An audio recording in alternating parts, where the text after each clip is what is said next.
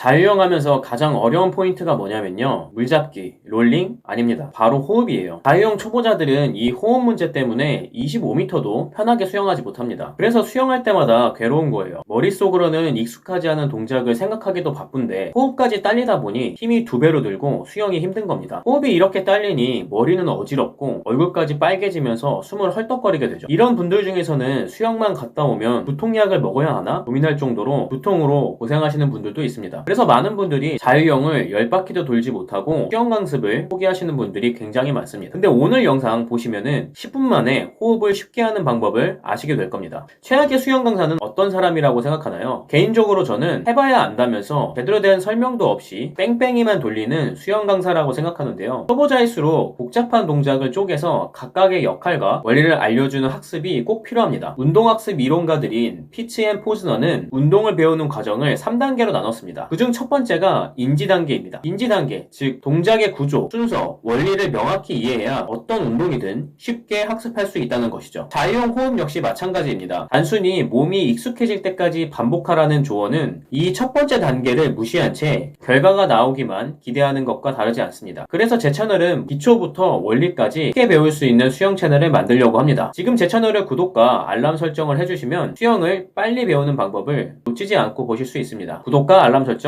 부탁드립니다. 자유형은 3단계에 연결된 흐름으로 완성됩니다. 지금부터 이 세 동작의 역할과 타이밍을 알려드리고 실제로 어떻게 호흡을 해야 하는지 알려드리겠습니다. 첫 번째는 팔을 젓는 행위입니다. 팔을 젓는 동작은 단순히 팔만 움직이는 것이 아닙니다. 상체와 몸통 전체가 함께 회전하며 추진력을 만듭니다. 호흡 방향 팔이 물을 밀어낼 때 몸이 자연스럽게 회전하고 그 회전을 따라 고개가 돌게 됩니다. 이때 숙지하셔야 하는 건 호흡은 몸이 회전에 따라 자연스럽게 생기는 틈, 이 속에서 한다는 것입니다. 먼저 이마는 물속에 있고 머리 정수리부터 발끝까지 수평선을 유지하고 목에 힘을 빼고 턱을 당겨서 유선형 모양을 만들어줍니다. 호흡하는 쪽 팔로 물을 당기면서 어깨, 가슴, 골반이 한 축을 따라 함께 도는 롤링을 할 건데요. 중요한 포인트는 몸이 먼저 돌아가고 고개는 그 회전에 자연스럽게 따라간다는 것입니다. 손바닥 끝을 먼저 바닥 쪽으로 눌러줍니다. 손가락 끝이 시선에 위치했을 때 반대쪽 팔을 뻗으면서 자연스럽게 어깨, 가슴, 골반이 한 축을 따라 함께 도는 롤링을 합니다. 첫 번째를 정리하면 출발하고 유선형 자세를 유지한 상태에서 호흡하는 손바닥 끝을 바닥으로 누르다가 손가락 끝이 시선과 맞으면 반대쪽 팔을 뻗으면서 롤링을 합니다. 두 번째는 고개는 돌리는 것이지 드는 것이 아니라는 것입니다. 초보자들이 가장 많이 하는 실수가 바로 고개만 이렇게 들어서 숨을 쉬는 것인데요. 하지만 물속에서 고개를 들면 상체는 뜨게 되고 하체는 가라앉게 됩니다. 몸의 수면과 수평이 깨지게 되는 거죠. 이 결과는 저항을 받아 앞으로 나가는 추진력이 줄어들게 됩니다. 그래서 고개는 억지로 들지 않아야 하고 고개는 한쪽 눈이 물에 잠길 정도만 돌려줍니다. 호흡은 숨을 들이마셨을 때 편안할 정도만 빠르게 들이마셔줍니다. 여기서 호흡을 너무 많이 마시지 않는 건 오히려 과도한 들숨은 수영 중 호흡 간격을 불규칙하게 만들기 때문에 호흡을 더 어렵게 만듭니다. 내가 들이셨을 때 편안하다고 느낄 정도만 들이셔야 합니다. 세 번째는 물속에서는 숨을 내쉬어야 한다는 것입니다. 호흡을 얼마나 뱉어내느냐는 개인에 따라 다르지만 수중에서는 숨을 반드시 적당량 뱉어내야 합니다. 이건 단순히 팁이 아니라 원리에 가깝습니다. 사람은 들숨보다 날숨에 시간이 더 걸립니다. 그런데 수영에서는 얼굴이 물 밖에 있는 시간이 매우 짧기 때문에 이 짧은 순간에 들숨과 날숨을 모두 하려고 하면 결국 숨을 제대로 쉴 수 없습니다. 해결 방법은 물속에서는 코로 숨을 적당량 내뱉고 얼굴이 물 밖에 나왔을 때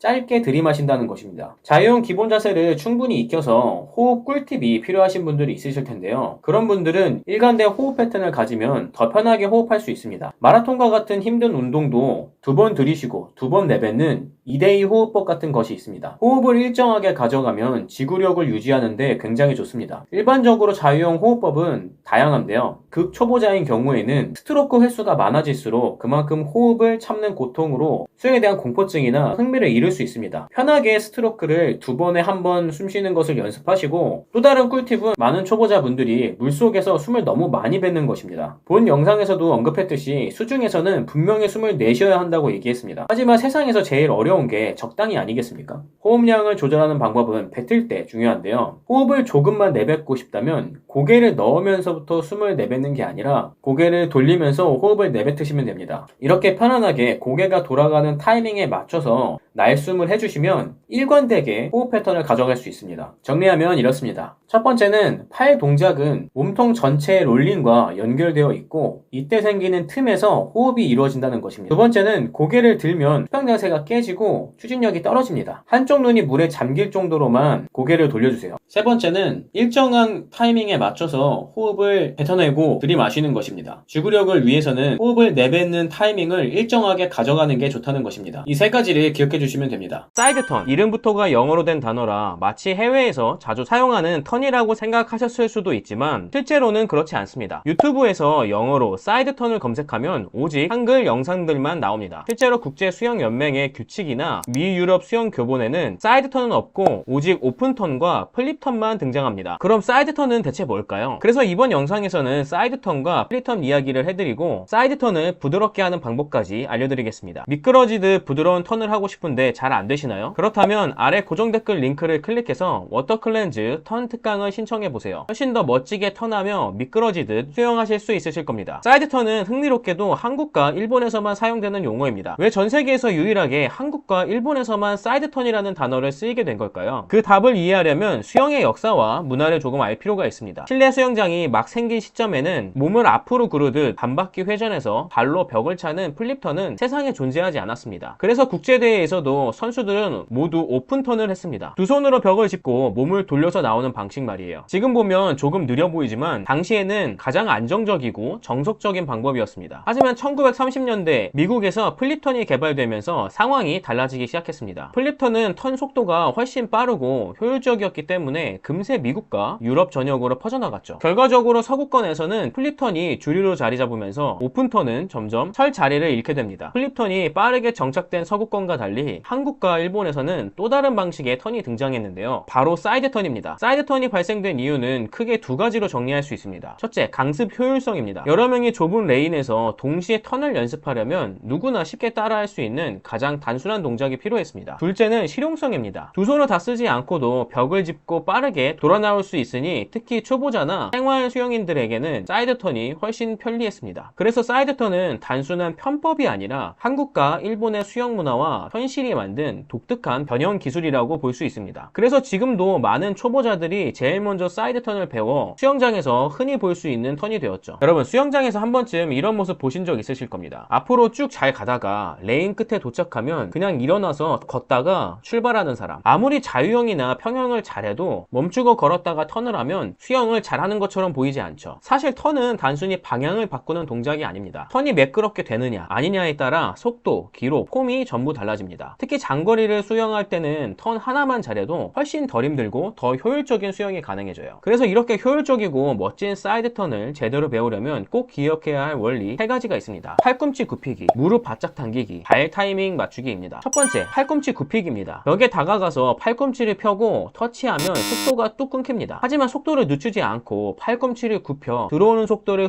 흡수하면서 몸을 벽 쪽으로 자연스럽게 당기면 속도도 줄지 않고 매끄럽게 턴을 할 수 있죠. 둘째, 무릎 바짝 당기기입니다. 무릎이 배 가까이 붙을수록 몸 길이가 짧아지고 회전력이 빨라집니다. 반대로 다리를 쭉 편 채로 돌면 회전이 느려지고 물 저항도 커집니다. 그래서 허벅지가 배에 닿을 정도로 무릎을 확 당겨야 합니다. 셋째, 발 타이밍 맞추기입니다. 많은 분들이 발이 너무 일찍 벽에 닿아 턴이 망가집니다. 발이 먼저 닿으면 상체가 정리되지 않아 물속에서 자세가 흐트러지고 추진력이 약해집니다. 정답은 상체가 정리된 다음 발이 벽에 닿아야 한다는 것입니다. 그럼 실제 동작을 단계별로 설명해 드릴게요. 이것만 따라 하시면 됩니다. 1단계, 터치하기. 자유형으로 이렇게 오른손을 뻗으면서 들어와서 오른손을 벽에 댄 다음에 몸이 벽에 가까워질수록 팔꿈치를 굽혀서 자연스럽게 몸을 벽 쪽으로 붙입니다. 이때 시선은 정면이 아니라 약간 옆이나 바닥을 보면서 들어가는 게 안전합니다. 2단계, 무릎 끌어오기. 팔꿈치가 굽혀진 순간 무릎을 배에 붙이듯이 확 당겨옵니다. 몸이 둥글게 말려야 회전력이 커지고 저항이 줄어듭니다. 이때 왼손은 물속에서 뒤로 강하게 밀어주면 무릎을 더 쉽게 당겨올 수 있습니다. 3단계, 왼팔 활용. 많은 초보자들이 왼팔을 물 밖으로 빼서 만세 자세를 하는데 이건 멋도 안 나고 저항만 크게 만듭니다. 왼팔은 물속에서 뒤로 강하게 밀어주며 몸을 회전시키는 보조 역할을 해야 합니다. 이 차이만 아시고 따라하셔도 톤 속도가 훨씬 빨라지실 겁니다. 4단계, 오른팔 회수. 벽을 잡고 있던 오른팔은 뒤통수 쪽으로 간결하게 빼서 앞으로 뻗어줍니다. 팔을 크게 원형으로 돌리면 시간 낭비가 되기 때문에 뒤통수에 손을 붙인다는 느낌으로 짧고 간결하게 가져가야 합니다. 5단계, 발차기와 유선형. 수영. 무릎을 충분히 접어 벽을 강하게 차고 나갑니다. 이때 머리, 어깨, 엉덩이가 일직선이 되는 유선형 자세를 만들어야 저항이 최소화됩니다. 특히 코와 입은 마지막에 천천히 물속으로 잠겨야 깔끔한 턴 동작으로 이어질 수 있습니다. 초보자들이 자주 하는 실수, 머리를 들고 터치하기. 벽에 부딪힐까봐 머리를 드는 경우가 많습니다. 하지만 이러면 속도가 떨어지고 다리가 떨어져 턴 이후 자세가 무너집니다. 발이 먼저 벽에 닿는 경우, 발이 일찍 닿으면 상체가 아직 준비되지 않아 추진력이 약해집니다. 결과적으로 물속에서 자세가 흐트러지죠. 팔을 크게 돌리는 경우, 팔을 크게 원형으로 돌리면 턴 시간이 길어집니다. 간결하게 뒤통수로 바로 손이 간다는 느낌이 중요합니다. 정리, 오늘 사이드 턴의 역사, 원리, 그리고 실전 훈련법까지 모두 살펴봤습니다. 핵심만 다시 요약하면 팔꿈치는 반드시 굽혀서 속도를 이어가기, 무릎은 배에 닿을 정도로 확 당기기, 발은 상체가 정리된 이후에 닿기, 왼팔은 만세가 아니라 물속에서 강하게 밀기, 오른팔은 뒤통수로 간결하게 회수하기, 마지막은 유선형으로 저항 최소화하기. 이 6가지만 지키고 바꾸셔도 수영 실력이 눈에 확 띄게 바뀌실 겁니다. 턴은 단순히 방향을 바꾸는 기술이 아닙니다. 속도를 이어가는 다리 역할을 하고 수영 전체를 세련되게 만들어주는 중요한 동작입니다. 여러분도 오늘 영상에서 알려드린 원리를 수영장에서 직접 연습해보세요. 여러분, 롤링 잘 안 되시죠? 수영할 때 상체를 돌려야 한다는데 몸은 잔뜩 긴장해서 뻣뻣하게 굽고 고개는 긴장한 상태에서 억지로 꺾다 보니 잘 안 돌아가고 숨은 차고 호흡은 점점 더 힘들어지셨을 거예요. 호흡이 잘 안 되니 처음에는 내가 폐활량이 부족해서 그런가? 하고 생각하다가 열심히 해도 안 되면 결국 나는 수영이랑 잘 안 맞나 보다 라고 생각하며 좌절하게 되죠. 이게 참 흥미로운 게 많은 분들이 수영에서 호흡이 힘든 이유를 호흡법에서만 찾습니다. 음파로 해라, 아니다, 흠퍼업이다, 호흡은 다 뱉으면 안 된다 등등. 하지만 많은 수영인들의 호흡이 진짜 힘든 원인은 따로 있어요. 바로 롤링입니다. 호흡은 롤링이 먼저 선행되고 그 다음 자연스럽게 호흡해야 합니다. 근데 호흡만 붙잡고 연습하는 건 열쇠로 문은 안 열고 손잡이만 세게 당기는 것과 다르지 않습니다. 호흡은 롤링으로 몸이 먼저 돌아가야 고개가 자연스럽게 따라오면서 비로소 편하게 호흡할 수 있습니다. 즉 호흡은 단순히 숨을 쉬는 기술이 아니라 몸 전체가 회전하면서 만들어지는 과정의 결과물이라는 거죠. 재미있는 건 롤링을 익히면 호흡만 편해지는 게 아닙니다. 양쪽 어깨와 허리가 균형 있게 움직이니까 스트로크가 훨씬 부드러워지고 코어가 안정되면서 발차기도 한결 가벼워져요. 결국 롤링으로 막혀있던 자유형 실력이 열리게 되는 겁니다. 그렇다면 왜 이렇게 단순한 몸의 회전 하나가 호흡은 물론 자유형 전체를 바꿔놓을 수 있는 걸까요? 그래서 오늘은 초중급자분들이 이해할 수 있는 롤링하는 방법과 직접 연습할 수 있는 드릴까지 한 번에 알려드릴게요. 근데 롤링보다 자유형만 하면 숨 막혀 죽을 것 같고 호흡 자체가 힘드신 분들 분명 있으실 거예요. 이런 분들은 고정 댓글 링크에 있는 자유형 호흡 쉽게 트이는 방법 영상을 먼저 보시는 걸 추천드립니다. 그리고 이 영상을 보셔야 이 영상이 쉽게 이해가 되실 거예요. 자, 본격적인 내용이 앞서 롤링을 제대로 하기 위해서는 간단하게 자유형 팔동작에 대해서 아실 필요가 있습니다. 자유형 팔동작은 크게 4단계로 나눌 수 있습니다. 캐치, 풀, 피니쉬, 리커버리죠. 캐치는 손을 입수한 후 손바닥으로 물을 잡는 단계입니다. 이때 반대쪽 팔은 리커버리를 시작합니다. 풀, 몸의 옆까지 팔을 움직여 팔을 끌어당깁니다. 피니쉬, 풀을 끝내고 손을 물 위로 꺼내기 전까지를 말합니다. 리커버리, 물 위에서 팔을 돌려서 다음 입수에 대비하는 자세입니다. 이때 다른 한쪽 팔은 캐치부터 풀을 합니다. 롤링은 머리부터 발끝까지 이어지는 축, 즉 몸의 긴 축을 중심으로 좌우로 회전하는 동작을 말합니다. 롤링의 핵심은 단순히 어깨를 돌리는 게 아니라 골반, 몸통, 어깨가 하나로 연결되어 돌아가는 통합된 상체의 움직임이라는 점입니다. 이때 머리는 고정되어야 하고 어깨와 몸통, 골반까지 회전이 들어가야 합니다. 자유형에서 롤링을 꼭 해야 하는 이유는 크게 3가지 입니다. 첫 번째는 호흡 안정성이에요. 몸이 돌아가야 고개가 따라오고 그 순간 입이 물 위로 자연스럽게 열립니다. 억지로 고개만 돌리면 목이 긴장하고 물이 들어오며 호흡은 점점 더 힘들어집니다. 두 번째는 스트로크 효율성입니다. 롤링을 하면 팔을 더 길게 뻗을 수 있어서 스트로크 길이가 늘어납니다. 큰 근육을 동원하기 때문에 팔만 쓰는 것보다 훨씬 강력한 추진력을 얻습니다. 세 번째는 부상 예방입니다. 자유형만 하면 어깨 아프신 분들 많죠. 롤링은 어깨 관절을 열어주어 부드럽게 리커버리 동작을 할 수 있습니다. 롤링 없이 팔만 돌리면 유연성이 부족한 사람은 금방 어깨에 통증이 오거나 장거리 수영에서 만성 부상으로 이어질 수 있습니다. 일반적인 롤링 각도는 30에서 45도 사이입니다. 하지만 초보자일 때는 롤링이 익숙해지기 위해 90도까지 돌려서 연습을 하기도 합니다. 롤링 각도는 너무 적으면 몸이 평평해져서 팔 길이가 짧아지고 물을 깊게 잡을 수 없습니다. 반대로 너무 과하면 균형을 잃고 다리가 벌어져 저항이 커집니다. 그래서 중요한 중요한 건 적당히 30에서 45도, 초보자라면 90도 이내에서 몸 중심이 뒤로 넘어가지 않을 정도를 유지하시면 됩니다. 초보자라면 지상훈련 먼저 시작하셔야 합니다. 엎드려서 어깨 돌리기 드릴을 하실 건데 양손을 쭉 뻗은 다음에 한 손을 번갈아 가면서 어깨를 양쪽으로 90도 가까이 돌려가며 스트로크를 해줍니다. 이때 중요한 건 몸통이 90도 이상 넘어가면 안 되고 팔이 몸의 중심선을 넘어서도 안 됩니다. 양손이 한 번 움직이는 걸 한 번으로 잡고 20번씩 3세트 이상 충분히 연습해 주세요. 이게 익숙해지셨다면 이제 물속에서 하실 차례입니다. 한 팔을 앞으로 뻗어 킥판을 잡고 귀를 팔에 붙인 상태에서 옆으로 누워 킥을 합니다. 이때 지상훈련과 마찬가지로 몸통은 90도 가까이, 팔은 몸 옆에 차렷 자세로 붙여줍니다. 이때 몸은 유선형을 유지하셔야 합니다. 많은 초보자들이 어깨 유연성이 부족해서 팔이 안쪽으로 오는 경우가 많습니다. 이 부분을 꼭 신경 써서 손끝이 정면을 바라보게 쭉 밀어주세요. 만약 발차기가 약해서 힘드시면 오리발을 착용하셔도 됩니다. 그 다음 추천하는 드릴은 어깨가 위아래로 번갈아 움직이는 감각을 익힐 수 있는 사이드킥입니다. 물속에서 한 손으로 킥판을 잡고 어깨를 롤링하며 실제로 어깨를 움직이면서 균형을 잡는 연습을 합니다. 각도는 입문자 때와 같습니다. 주의하실 점은 킥판을 사용한 드릴은 너무 과도하게 킥판을 누르지 않고 힘을 빼주셔야 합니다. 중상급자들을 위한 드릴입니다. 초보자분들은 따라하기 어렵겠지만 운동신경이 있으신 분들은 오리발을 사용해서 따라해 보시면 편하게 연습하실 수 있으실 겁니다. 첫 번째, 사이드 발차기 심화 버전입니다.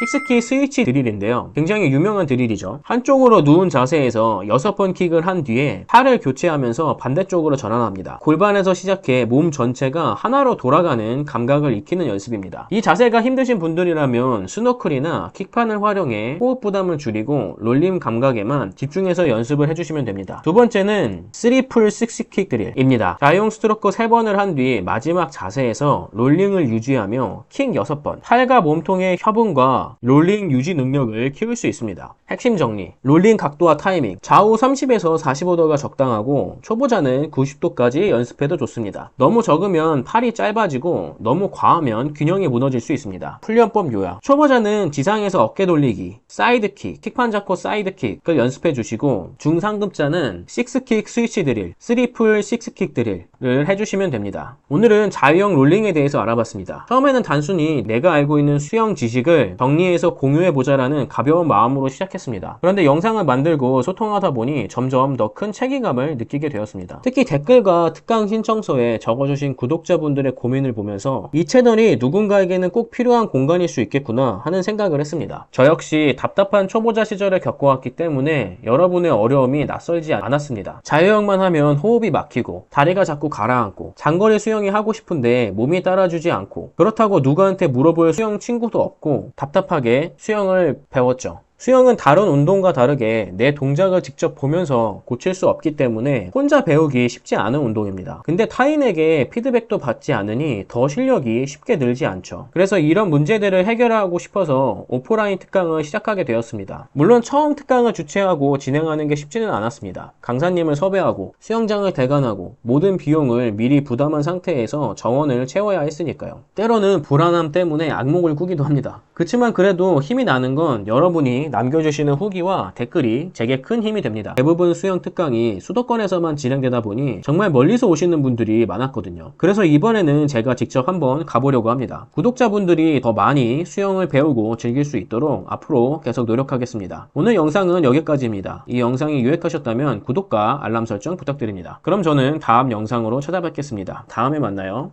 안녕.